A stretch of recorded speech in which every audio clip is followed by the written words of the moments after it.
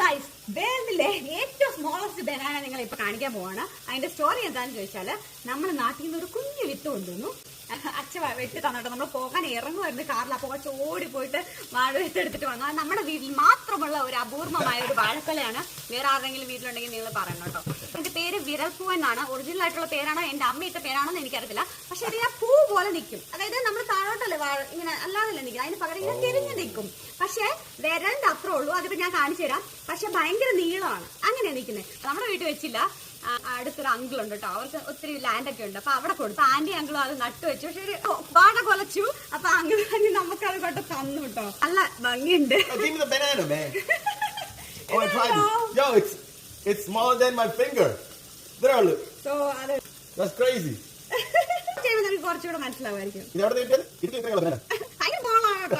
ഇപ്പൊ നമ്മളിപ്പോ ഫോൺ വിളിച്ചിട്ട് അച്ഛൻ ഞാൻ ഇത് കാണിച്ചു കൊടുത്തു.